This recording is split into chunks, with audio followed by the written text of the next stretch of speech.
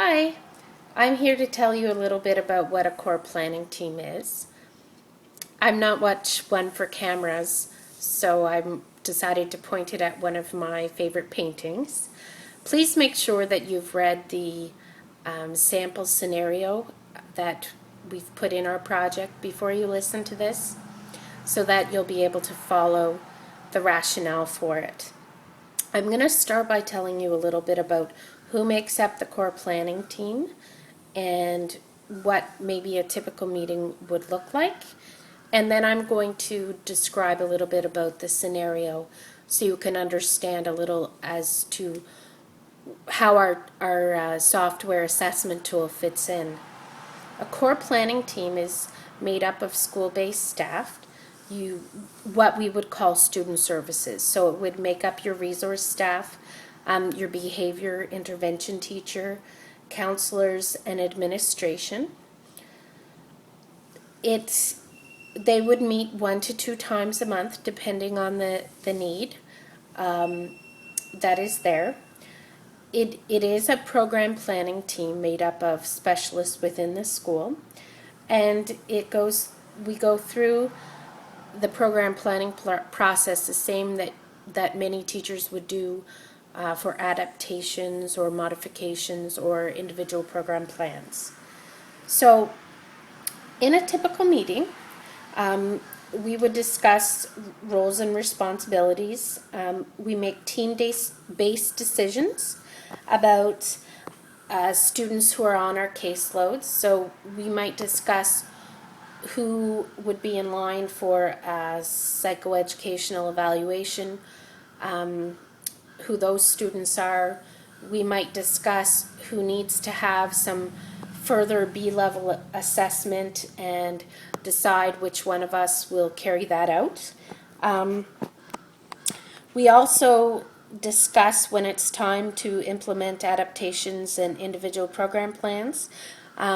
We often discuss how we best support our teachers. So for instance, this year I worked with a number of teachers to help write SMART goals because it is moving in our board and in our school, moving a little bit more towards the teachers writing the goals. In fact, they are writing the goals now. So that's a shift as a school that we've taken. So we discussed how we might do that and where we would find the time. And at any time during the year, any teacher can make a referral to the core planning team, and they do that via a form. And each board or school might have a different form. So when those forms come in, that is the beginning of the program planning process. As you'll see, the form has asked for the student name and a little bit of personal information, as well as to identify the problem, but also what has the teacher tried on a classroom level.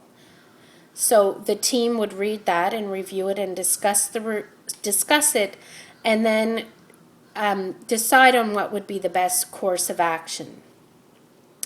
So I'm going to look at the case of Joe, this was an actual case. So a referral was made for Joe, and it explained a little bit in the forum about what the issues were with Joe.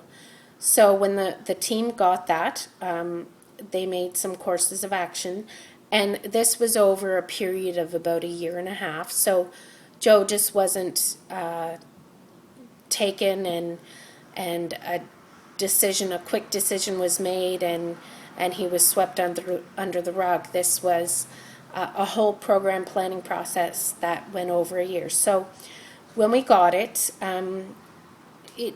we did know that something needed to be done immediately to support Joe and his teachers, or he would not be successful. So we did decide to do a file review. Typically, that might be something that we would suggest to teachers, but since multiple teachers were having issues with Joe, we we decided that it would be best if somebody on the core planning team did that. And as you'll see in the form, we found that Joe had been very transient from school to school, and so he didn't stay in one place long enough to have any assessment done. So we then contacted the family to make sure that they were going to be in the area, and he was in a stable home situation, and they are still living there. So we determined that they were pretty stable where they were, and so immediately the behavior intervention teacher connected with Joe and developed a rapport. And one of the biggest issues that we found as a core planning team was that he was having a lot of difficulty with task completion, and we didn't know why. So immediately, the behavior teacher started working with his English teacher and his social studies teacher, because that's where he was having the most difficulty being in English class. And we explored some technology that was a text to speech, and so that was done with the behavior teacher and the social studies and English teacher. So that was a very specific 3 people that were working together to support this student immediately and be successful. And that's kind of where, as we developed our project, that we felt the software evaluation tool would come in to play, because oftentimes when you have teams of people, it's great to work in a team, but when you support a student and you review a tool such as we did the text to speech, which in the end worked very well for this student, and he was able to actually pass the course, and it moderately improved the situation immediately. But when we reviewed it and we worked on it, it was only those 3 teachers who had that experience. And as we were talking about our jobs with the development of this tool, that really jumped out at us, that we did not have a place. We have all these collaborative teams that work really well together, and I think do a good job of supporting students, but we didn't have anywhere to store that information. Hence, that was where the idea was born, to develop a software tool that could be used for the core planning team and for teachers who are involved with the core planning team, but